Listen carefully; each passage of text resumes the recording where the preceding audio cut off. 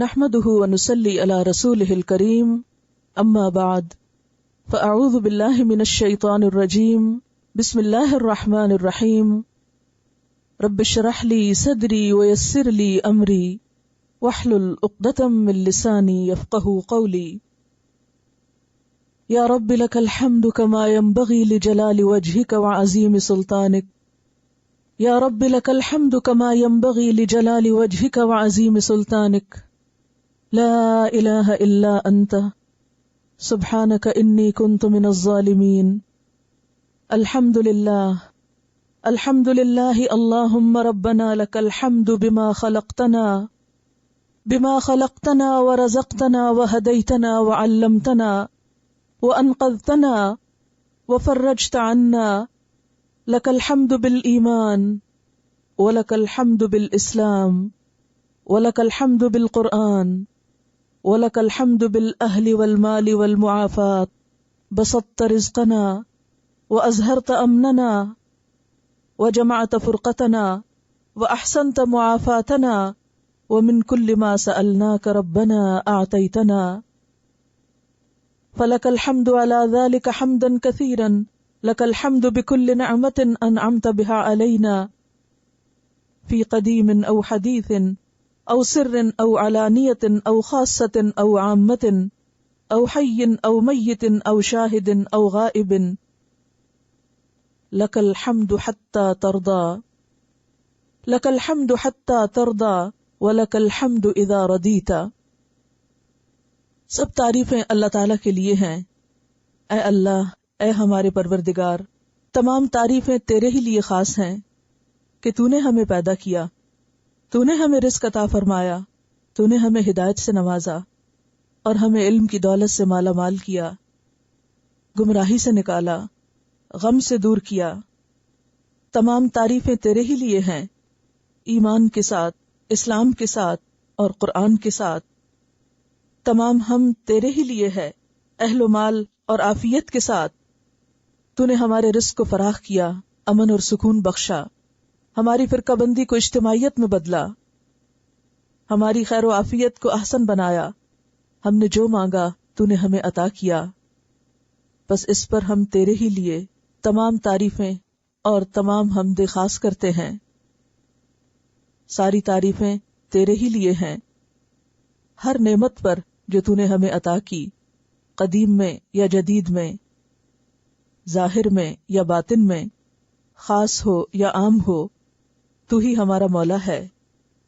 تیری ہی نعمتیں خواہ وہ زندہ پر ہوں یا پھر فوت شدہ پر، حاضر پر ہوں یا جو یہاں حاضر نہیں غائب ہیں ان پر، ساری تعریفیں تیرے ہی لیے ہیں جب تک کہ تو راضی ہو جائے، اور ساری تعریف تیرے ہی لیے اس کے بعد بھی جب تو راضی ہو جائے. سب آنے والوں کو اور اس کورس کے جوائن کرنے والوں کو، خواہ وہ ریگولر اسٹوڈنٹ کی حیثیت سے کر رہے ہیں، خواہ وہ لسنر کی حیثیت سے کر رہے ہیں، ان سب کو علم کا یہ سفر مبارک ہو. اللہ تعالی ہم سب کے لیے اس راستے کو آسان کرے اور ہمیں حقیقی معنوں میں اس کام کا دنیا اور آخرت میں صحیح فائدہ عطا فرمائے. آمین. آپ سب علم کے راستے کے مسافر ہیں. آپ سب اپنے گھروں سے کچھ سیکھنے کے لیے نکلے ہیں. یہ کام اور یہ مقصد نہایت مبارک مقصد ہے. اور پھر علم تو سارے ہی اچھے ہیں جو بھی انسانوں کو فائدہ دیں. ہر نفع مند علم کے لیے انسان کو حریص ہونا چاہیے، لیکن خاص طور پر وہ علم جس کا سیکھنا ہمارے لیے فرض کی حیثیت رکھتا ہے، جس کا سیکھنا ہمارے لیے لازم ہے. قرآن کی تعلیم، قرآن کا علم، اللہ کی معرفت کا علم، اپنے مقصد کا علم، اس کا سیکھنا اور بھی زیادہ انسان کے لیے فائدہ مند ہے کہ اسی سے انسان کی دنیا اور آخرت کی بھلائیاں وابستہ ہیں. قرآن پاک کے بارے میں اللہ سبحانہ وتعالیٰ فرماتے ہیں هو خیر مما یجمعون، کہ یہ قرآن ہر اس چیز سے بہتر ہے جسے لوگ جمع کر رہے ہیں، جسے لوگ سمیٹ رہے ہیں، جسے لوگ اکٹھا کر رہے ہیں. ہر انسان جس دنیا میں آتا ہے اپنے ساتھ کچھ خواہشات بھی لاتا ہے. اس دنیا میں رہتے ہوئے، دنیا کی مختلف چیزوں کو دیکھتے ہوئے، اپنے ماحول سے متاثر ہو کر انسان اپنی پرائرٹیز یا اپنی ترجیحات مقرر کرتا رہتا ہے۔ دنیا میں انسان کو اللہ نے جو کچھ بھی دیا ہے وہ سب اپنی جگہ، لیکن ان سب چیزوں میں جو نعمت تمام نعمتوں سے بہترین ہے وہ نعمت اسلام ہے۔ اللہ تعالیٰ نے اسلام کی نعمت کو قرآن پاک میں نعمت فرمایا ہے، لہذا جو شخص اس نعمت کو پا لیتا ہے، اس کی معرفت حاصل کر لیتا ہے، وہ حقیقی معنوں میں خوش قسمت ہے۔ اور جو اس نعمت سے محروم رہ گیا، جسے اللہ نے نعمت کہا، جو اس خیر اور اس بھلائی سے محروم رہ گیا، وہ ہر خیر اور ہر بھلائی سے محروم رہ گیا، اور اس میں کوئی شک نہیں۔ دنیا بھر کا مال و دولت، دنیا بھر کی عزت اور شہرت، کوئی بھی چیز انسان کو بچانے والی نہیں، انسان کو فائدہ نہیں دے سکتی جب تک کہ وہ اپنے آپ کو نہ پہچانتا ہو، اپنے رب کو نہ پہچانتا ہو، اپنے دین کو نہ جانتا ہو، اپنی عاقبت، اپنی آخرت اور اپنے انجام کے بارے میں جب تک باخبر نہ ہو۔ تو اصل خوش قسمت وہ ہے کہ جو حقیقت کا علم پالے۔ اور آپ سب جانتے ہیں کہ کچھ پانے کے لیے کچھ قربانی بھی کرنی پڑتی ہے، کچھ لینے کے لیے کچھ دینا بھی پڑتا ہے، کچھ حاصل کرنے کے لیے کچھ چھوڑنا بھی پڑتا ہے۔ اس وقت اگر ہم کچھ پانے کے لیے یہاں بیٹھے ہیں تو یقیناً ہم سب نے کچھ نہ کچھ چھوڑا بھی ہے۔ اگر ان دونوں کا موازنہ کر لیں، ان کا کمپیریزن کر لیں، ایک ترازو میں دونوں چیزوں کو رکھ لیں، جو آپ چھوڑ کر آئے ہیں اس کی کیا قدر و قیمت ہے، اور جو آپ پانے جا رہے ہیں اس کی کیا حیثیت ہے، اس کی کیا قدر و قیمت ہے۔ اور پھر قدر و قیمت اپنی نگاہوں سے نہ دیکھیے، اپنے پیدا کرنے والے کی نگاہ سے دیکھیے۔ اور پھر حقیقی معنوں میں آپ کے لیے اس زندگی کی، اپنی، خود آپ کی اپنی ذات کی خیر، بھلائی، فلاح اور حقیقی کامیابی اور ہمیشہ کی کامیابی کے لیے کیا ضروری ہے۔ جو کچھ اس وقت آپ نے چھوڑا، کیا واقعی اس پر آپ کی آخرت کی کامیابی کا انحصار ہے؟ کیا وہ چیزیں، خواہ وہ مال ہو یا اولاد ہو یا گھر بار ہو یا کوئی بھی دلچسپی اور کوئی بھی ایکٹیویٹی یا کوئی بھی آپ کی پسند کی چیز، کیا اس میں سے کوئی بھی چیز ایسی ہے کہ جو کل قبر میں اترتے ہی ہمارا ساتھ دینے والی ہے، یا حشر کے میدان میں کھڑے ہو کر ہمارے کام آنے والی ہے، یا ہمیں اب ہمارے رب کے سامنے سرخرو کرنے والی ہے؟ جب تک ہم اپنے مقصد کو نہیں پہچانتے اور جب تک ہم اپنی ذمہ داریوں کو ادا نہیں کرتے، دنیا کی کوئی بھی چیز ہمیں حقیقی معنوں میں فائدہ نہیں دے سکتی۔ لہذا جس راہ پر آپ نکلے ہیں اس راہ پر نکلنا آپ کو مبارک ہو۔ اللہ تعالیٰ اس کوشش کو قبول فرمائے اور آپ کو استقامت نصیب فرمائے، ہم سب کے لیے راستے آسان فرمائے، اور ہمیں ان کاموں کی توفیق دے جو اس کو پسند ہیں اور جو اس کو راضی کرنے والے ہیں، آمین۔ تو ہم پہلے درجے پر اس کام سے محبت ڈیولپ کریں، یہ سوچ اپنے اندر پیدا کریں کہ جو کچھ میں کرنے جا رہی ہوں یہ ایک اعلیٰ ترین کام ہے، یہ کوئی معمولی کام نہیں۔ یہ توفیق اور یہ صلاحیت تو اللہ تعالیٰ ان لوگوں کو دیتا ہے جن سے وہ خیر اور بھلائی کا ارادہ کرتا ہے۔ صحیح حدیث میں آتا ہے، من یرد اللہ بہ خیرا یفقہہ فی الدین، جس سے اللہ بھلائی کا ارادہ کرتا ہے اسے دین کی سمجھ دیتا ہے۔ اگر یہاں آنے کی توفیق ہو ہی گئی یا اس کام کا آغاز کرنے کی توفیق ہو گئی تو اسے اپنے لیے ایک خوشخبری سمجھیے کہ اللہ نے آپ سے بھلائی کا ارادہ کر لیا، کہ آپ کو خیر سے نوازنے والا ہے۔ لہذا اپنے اس کام کی سب سے پہلے خود قدر کیجئے کہ آپ جو کچھ کر رہے ہیں وہ بہت اہم کام ہے، بیکار چیز نہیں ہے۔ پہلے درجے میں علم سے محبت، علم سیکھنے کے کام کو ایک ویلیوبل کام سمجھنا، ایک ضروری کام سمجھنا، ایک اہم کام سمجھنا۔ پھر اس کے بعد سیکھنا، سننا بھی اور سیکھنا بھی. اور پھر جو کچھ آپ سیکھیں، جو نئی بات جانیں، وہ ساری تو نہیں، لیکن کم از کم ایک بات کسی دوسرے کے ساتھ شیئر کرنا، سکھانے والا بھی بننا. کیونکہ نبی صلی اللہ علیہ وسلم نے سب لوگوں سے، جبکہ آپ کی زندگی کا ایک تاریخی اجتماع تھا، تاریخی اجتماع، اور وہ کیا تھا؟ حجۃ الوداع کا اجتماع، جس میں اتنی بڑی گیدرنگ تھی، اتنا بڑا اجتماع تھا کہ نہ اس سے پہلے کبھی اتنی بڑی جمعیت ہوئی اکٹھی، اور آپ کی زندگی میں نہ کبھی اس کے بعد اتنی بڑی ہوئی. 1,40,000 کے مجمع میں آپ نے ایک نصیحت فرمائی تھی، اور وہ کیا تھی؟ بلغوا عنی ولو آیہ، بلغوا عنی ولو آیہ، مجھ سے آگے پہنچاؤ خواہ ایک آیت ہو، ایک. مجھے بتائیے کہ کیا اس 1,40,000 کے مجمع میں سب علماء تھے؟ ان میں سے تو کئی ایسے تھے کہ جو قریب کے زمانے میں مسلمان ہوئے تھے، یعنی مسلمان ہوئے اور حج کو آ گئے. انہوں نے شاید اس سے پہلے علم کی کوئی ایک بات بھی نہیں سیکھی تھی، کوئی ایک بات نہیں سیکھی تھی. وہ پہلا موقع تھا وہاں کہ انہوں نے پہلی دفعہ رسول اللہ صلی اللہ علیہ وسلم کو دیکھا تھا، اور اس موقع پر مختصر سا خطبہ آپ نے ارشاد فرمایا تھا، اور اس موقع پر آپ نے یہ تعلیم دی تھی، بلغوا عنی ولو آیا، مجھ سے آگے پہنچاؤ خواہ ایک آیت کیوں نہ ہو، ایک بات کیوں نہ ہو. تو آپ پہلے دن سے ہی سیکھنے کے ساتھ سکھانے والے بھی بنیں گے. اور اس کا آغاز اپنے گھر سے کیجئے، اپنے بچوں سے، اپنے ساتھیوں سے، اپنے دوستوں سے. تو پورے دن میں جو کچھ سنیں اس میں سے صرف ایک بات شیئر کریں دوسرے کے ساتھ، اپنے ہسبینڈ کے ساتھ شیئر کریں.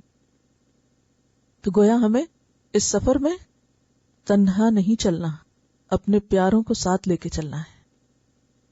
یہ بات نوٹ کر لیجئے. اب آپ دیکھیں کہ سیکھنے کے لیے کن چیزوں کی ضرورت ہے، یا سیکھنے کے لیے ضروری آداب اور ایٹیکیٹس، یعنی آپ کا جو تعلیم کا یہ پروسیس ہے یا سیکھنے کا جو عمل ہے، اس کے لیے کچھ شرائط ہیں، کچھ آداب ہیں، کچھ حدود ہیں. تو سب سے پہلے نیت کی درستگی، اپنی نیت کو اللہ کے لیے خالص کر لیں. دوسری چیز یکسوئی، توجہ، دل و دماغ کی حاضری.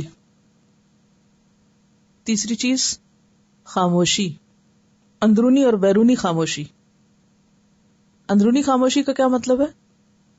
اپنے خیالات پر کنٹرول، یعنی پوری توجہ سے کلاس میں حاضر ہونا. یہ نہیں کہ آپ بیٹھے کلاس میں ہوں اور خیال گھر میں ہو. اور بیرونی گفتگو سے بھی پرہیز. چوتھی چیز ہے ریسپشن، یا علم کو وصول کرنا یا لینا، اخذ جسے آپ کہہ سکتے ہیں، اخذ. اس میں سب سے پہلے سننا غور سے، پڑھنا توجہ سے، لکھنا علم بالقلم، جو بات سمجھ میں نہ آئے اس پر سوال کرنا جب سوال جواب کا وقت ہو. پانچویں چیز ہے غور و فکر، تدبر. علم صرف رٹنے کا نام نہیں، صرف چیزوں کو یاد کر لینے کا نام نہیں، غور و فکر ضروری ہے. چھٹی چیز ہے اظہار علم، یعنی جو سیکھا ہے اس کو ایکسپریس کرنا، اسے دوسروں کو بتانے کے قابل ہونا. یعنی آپ کے سیکھنے کا فائدہ آپ کو تو ہوگا ہی، لیکن آپ دوسروں کو فائدہ پہنچائیں گے. جو ہی آپ دوسروں کو فائدہ پہنچائیں گے پھر پلٹ کر فائدہ آپ کو پہنچے گا، لیکن آپ کو درست طریقے پر ایکسپریس کرنا آنا چاہیے، کنوے کرنا آنا چاہیے، بتانا آنا چاہیے. اس کام میں کچھ رکاوٹیں آتی ہیں، کچھ اندرونی ہوتی ہیں، کچھ بیرونی ہوتی ہیں. سب سے پہلی رکاوٹ انسان کے اس کام میں خود اس کا اپنا آپ ہی ہوتا ہے، اپنی ذات رکاوٹ بنتی. اور اس کے بارے میں ابھی میں نے آپ سے ذکر کیا کہ آپ کے درست سیکھنے کے لیے جسمانی، روحانی، ذہنی صحت جو ہے یہ درست ہونی چاہیے. اور اہم ترین چیز کہ اپنے آپ کو پہچانے. اپنی صلاحیتوں کو پہچانیں، اپنی خامیوں کو جانیں، اپنی عادات کا جائزہ لیں کہ آپ کے اندر کوئی ایسی عادت تو نہیں جس نے آپ کے علم کے رستے میں رکاوٹ ڈال دی ہے، کوئی ایسی عادت، کوئی ایسی چیز جو آپ کے لیے رکاوٹ بن رہی ہے اس نعمت کو پانے میں۔ پھر دوسری چیز ہے رویہ، ایٹیٹیوڈ۔ کہا جاتا نا کہ your attitude determines your altitude, آپ کا جیسا ایٹیٹیوڈ ہوگا ویسا ہی آپ کا مقام ہوگا، جیسا ایٹیٹیوڈ ہوگا وہاں ہی اتنی ہی بلندی پہ آپ پہنچیں گے۔ اگر آپ کا لائف کے بارے میں، لوگوں کے بارے میں، خود اپنے بارے میں، علم کے بارے میں ایٹیٹیوڈ درست نہیں، رویہ درست نہیں، تو آپ اپنے گول بھی نہیں اچیو کر سکتے۔ پھر موٹیویشن کا ہونا ضروری ہے۔ کبھی بھی کسی وجہ سے ڈی موٹیویٹ ہونے لگے تو فوراً فکر کریں، جائزہ لیں کہ آخر کیا چیز ہے کہ جس کی وجہ سے آپ اپنے کام میں دلچسپی نہیں لے رہے۔